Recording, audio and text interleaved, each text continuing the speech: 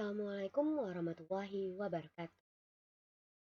Perkenalkan nama saya Desya Alfaidah dengan NIM 220533 dari Prodi Pendidikan Ekonomi Fakultas Ekonomi. Kali ini saya akan mempresentasikan kuliah Administrasi dan Supervisi Pendidikan. Judul Administrasi serta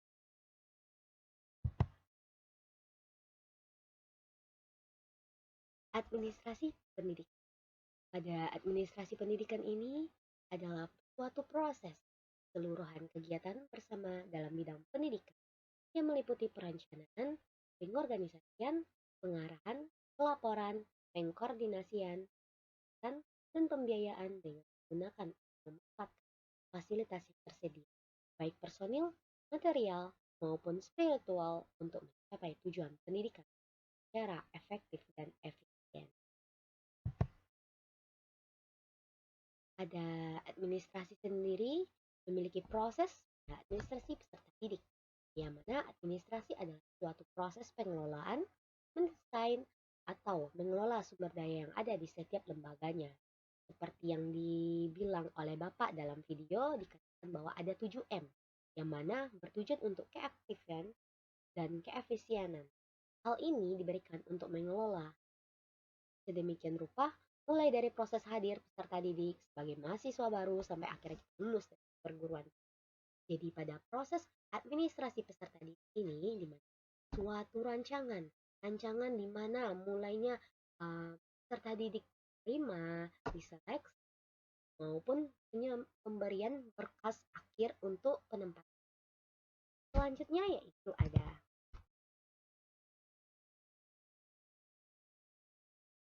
dalam administrasi peserta didik ini terdapat dalam UU Undang-Undang Nomor 20 Tahun 2003 yang mana peserta didik merupakan anggota masyarakat yang berusaha mengembangkan diri dan potensi melalui proses pembelajaran yang ada serta jenjang pendidikan.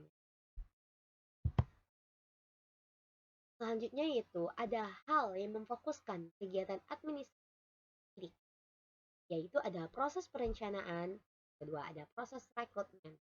Baik, kita akan membahas yang pertama yaitu proses perencanaan. Proses perencanaan terhadap peserta didik sendiri dengan kegiatannya yaitu memiliki kegiatan yang mana sehingga ada beberapa kegiatan yang dilakukan oleh pihak lembaga. Adapun langkah dalam memproses penerimaan perencanaan peserta didik yaitu menganalisis kebutuhan. Yang mana pada penerimaan itu jumlah tidak serta-merta ditentukan begitu saja demi memperbanyak jumlah siswa ataupun mahasiswa.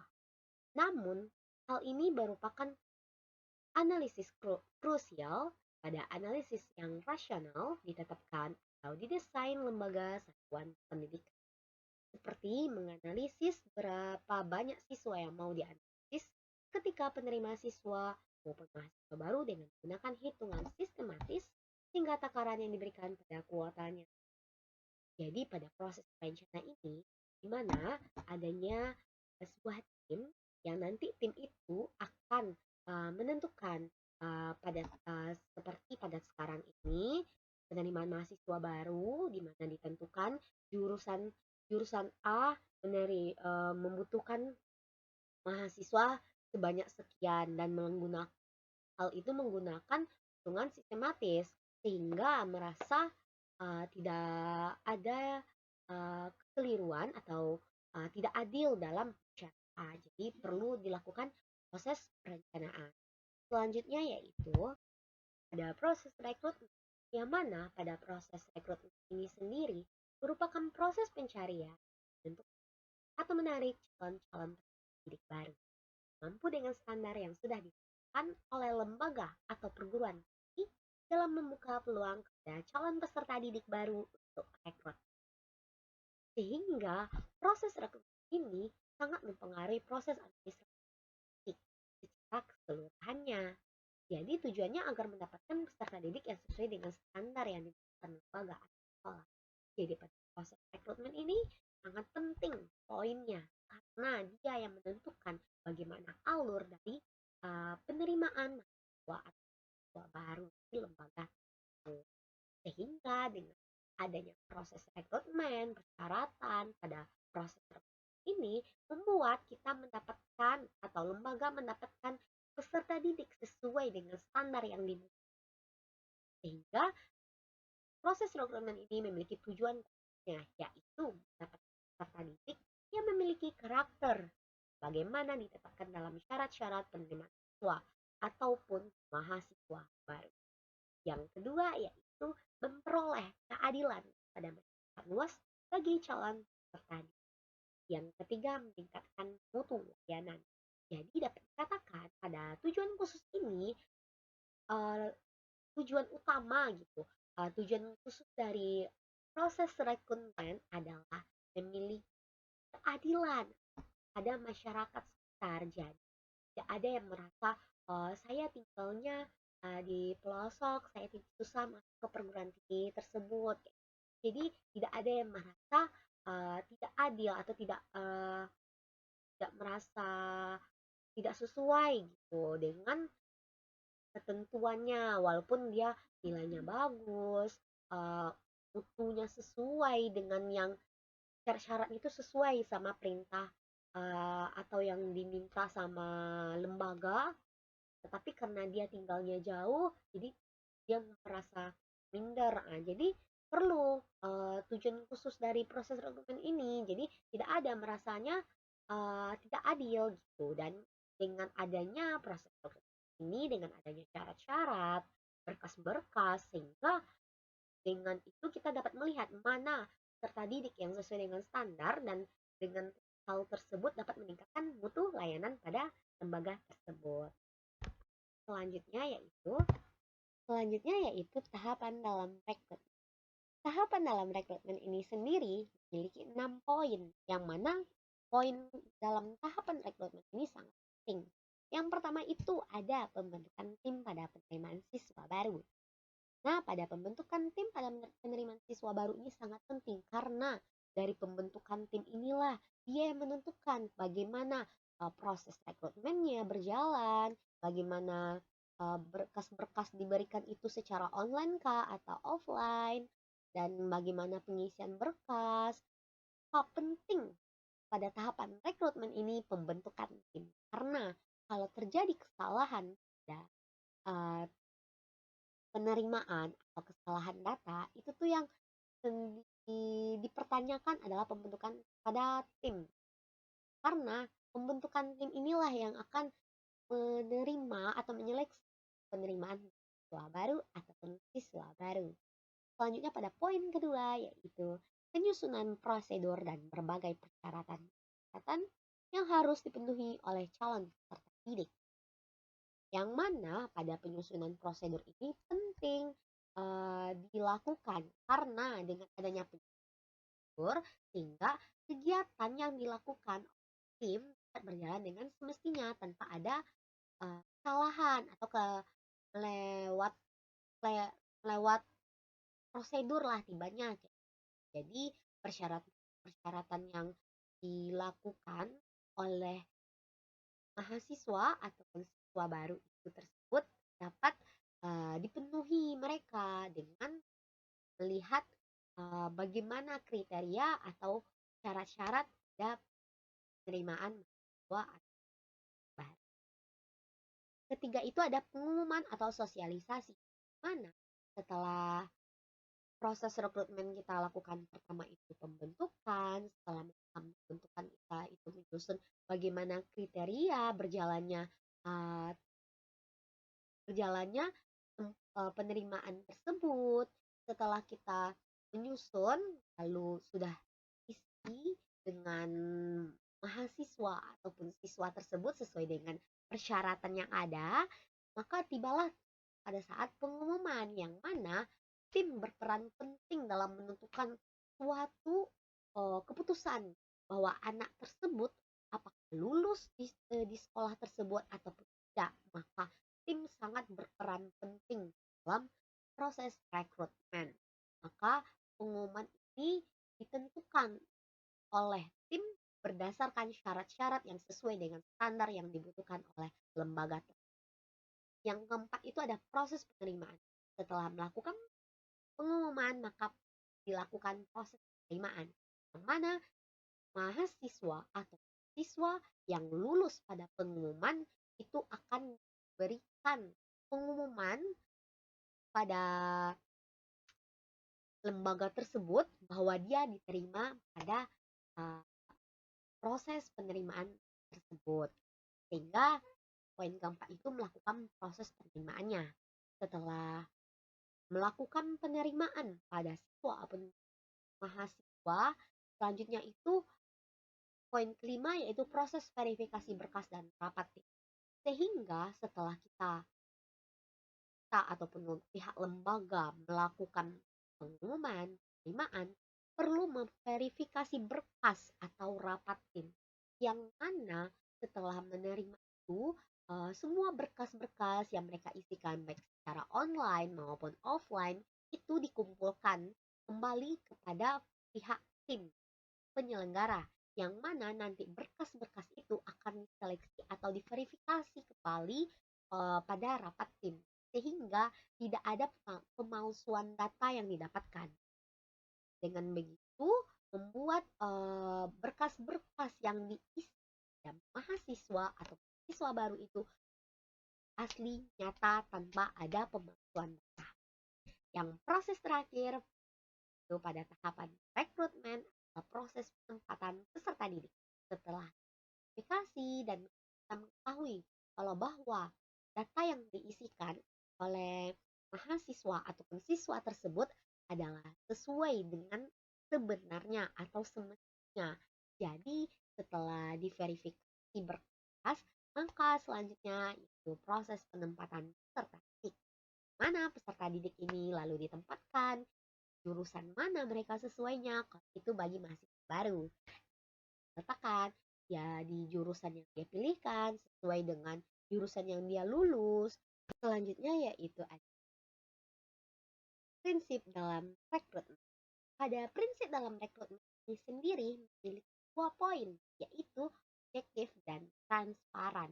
Yang mana objektif ini memiliki penelitian atau harus bersifat administratif, yang mana kelengkapan dan pemenuhan yang sesuai dengan standar dan syarat yang.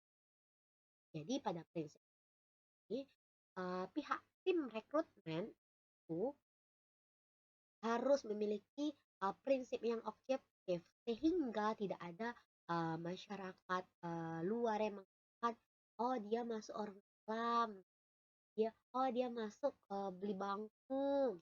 Jadi harus bersifat objektif dan sesuai dengan syarat yang telah ditentukan di awal, sehingga tidak ada penilaian dari masyarakat bahwa hal-hal tersebut tidak sesuai pada tahap rekrutmennya gitu. Tahap penting melakukan prinsip dalam rekrutmen itu sifat objek. Kedua yaitu transparan, yang mana harus jelas kenapa mereka bisa dipilih atau kenapa mereka eligible, lolos. Tidak ada diskriminatif pada orang-orang yang tidak tepat sasaran. Seperti saat sekarang ini ada penerimaan sekolah lewat zona, yang mana pada sistem sekolah lewat zona ini lebih menekankan pada siswa yang rumahnya itu sesuai dengan kakak dekat rumahnya. Sehingga pemerataan pada lingkungan tempat tinggal tersebut sesuai, namun ada positif dan ada pun negatifnya. Negatifnya yaitu orang yang memiliki kemampuan nilai yang rumah jauh dari sekolah-sekolah favorit, jadi merasa kayak merasa nggak sesuai dengan hatinya gitu. Namun sebenarnya tujuan dari zona sendiri itu melakukan pemerataan. Jadi tidak ada namanya tuh sekolah favorit lah, unggul lah, itu balik lagi kepada siswanya sendiri dan juga lembaga pihak tersebut. Gak penting dilakukannya prinsip pada rekrutmen ini sendiri bersifat objektif dan transparan. Dan tidak ada gimmick-gimmick belakang gitu yang mengatakan bahwa penerimaannya beli bangku, penerimaannya nih gitu kan. Jadi kita menghindari yang namanya uh, omong belakang tersebut. Sehingga penting melakukan prinsip objektif dan transparan pada penerimaan baik siswa maupun mahasiswa gitu. Selanjutnya yaitu layanan khusus menunjang administrasi peserta. Pada layanan menunjang peserta didik sendiri memiliki 4 poin, yang mana pertama itu layanan bimbing. Pada layanan bimbing sendiri penting dilakukannya pada layanan khusus karena mengingat pada zaman generasi Z ini sangat banyak siswa-siswa yang begitu enceng gitu. Gak seperti siswa-siswa umumnya gitu yang adalah yang rumah karena gak dibelikan iya gitu kan. Jadi penting dilakukannya layanan khusus pada administrasi peserta didik pada bimbing konseling. Nah, pada bimbing konseling ini tidak hanya menyelesaikan masalah baik masalah dalam sekolah, tapi juga bisa menyelesaikan masalah dari pihak di luar lingkungan sekolah, teman keluarga, tempat bercerita lah tibanya. Tetapi penting dilakukannya terlebih dahulu keyakinan pada peserta didiknya. Ya, peserta didiknya yakin nggak pada guru BK-nya? Kalau yakin pasti mereka akan terbuka gitu. Maka penting dilakukannya keyakinan dulu terhadap siswanya tersebut sehingga layanan bimbingan dan konseling siswa yang merasa salah cerita gitu dapat bercerita terang-terangan karena memiliki sifat keterbukaan atau kepercayaan dan guru konselornya. Maka penting dilakukannya layanan khusus pada selanjutnya pada poin kedua yaitu layanan perpustakaan. Pada layanan perpustakaan ini sangat dapat kita lihat minim gitu siswa-siswa pergi ke buku gitu. Mereka lebih tertarik duduk di gazebo dengan cerita-cerita tukar pikirannya dibanding membaca buku. Penting kita lakukan layanan khusus pada perpustakaan. Mungkin agar siswa-siswa tersebut itu tertarik melihat kayak ini bagus perpustakaannya rapi, bersih, buku-buku jelas, ada suatu hal yang memancing lah diri siswa tersebut untuk pergi ke perpustakaan. Penting dilakukan layanan khusus perpustakaan. Yang ketiga itu ada layanan kantin. Ini sangat penting.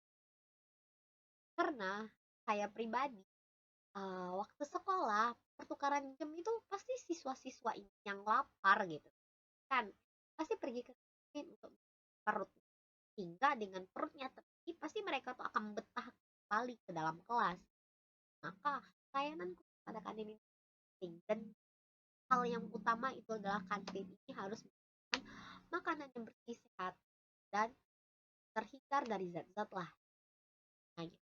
Karena mengingat sekolah penting memperhatikan makanan-makanan yang ada di tersebut. Sehingga siswa pun merasa nyaman dan merasa enak ketika memakan makanan yang dijual oleh yaitu layanan.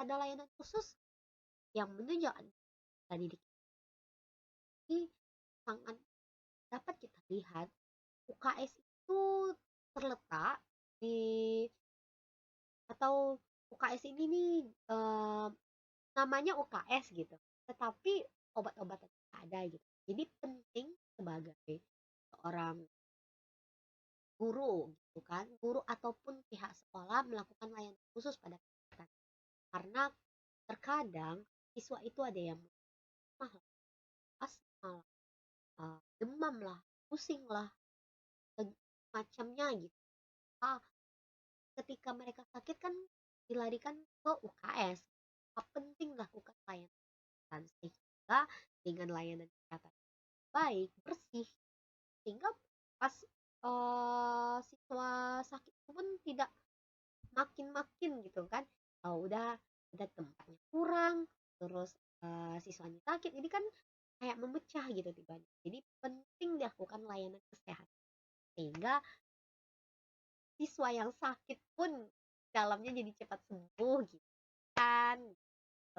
Jadi penting dilakukan terus ya, sehingga layanan khusus tersebut pada layanan konseling, makan, kantin, layanan kesehatan ini sangat penting kita lakukan pada penunjang didik karena satu aja yang kurang gitu, itu ngerasa kayak gimana gitu, apalagi masalah kan masalah perut, siswa-siswa pasti lebih mementingkan perutnya gitu kan, kalau siswa-siswa, kalau mahasiswa belum tentu ya gitu, karena maka hal itulah yang penting dilakukan pada layanan khusus penunjang administrasi pada